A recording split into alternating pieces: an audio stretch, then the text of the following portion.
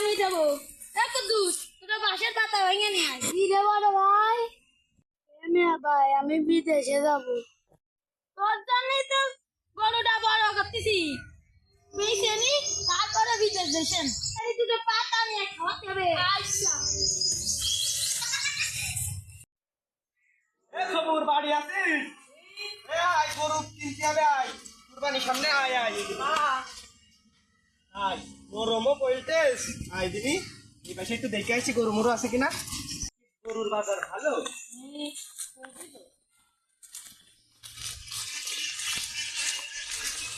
গরুটা কার? আমার গো। দেখবেন এই দেখা যাক বেশি পারি কিনা।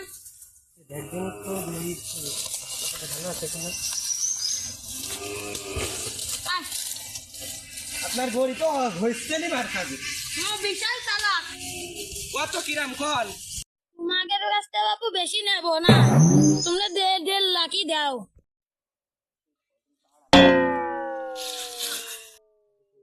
পাবেন? আমার তো মনে হচ্ছে না মেলা আর একটু কম সম করে একটু চলতে লাখের মধ্যে নিবা না। ও ভাই 1.5 লাখ টাকায় হাতে একটু কম সম করে নেন। আমার ছোট ভাই বিদেশে যাবে, তা তো তাই টাকা পয়সা সমস্যা রে, তাই জন্য টাকা পয়সা লাগবে আমার।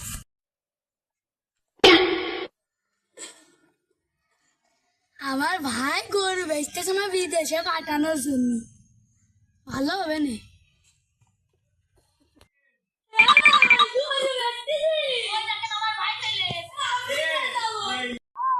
80,000 টাকা দিচ্ছি নেন। এই যে সন্তুষ্ট হও। এনেন 50 জন। আমার বিদেশ যেতে না 2 লাখ টাকা লাগে হলো।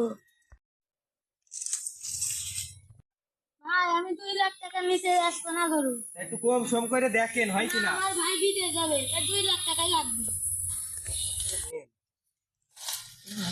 তোদের কথাবার্তা আমার ভালো লাগছে না।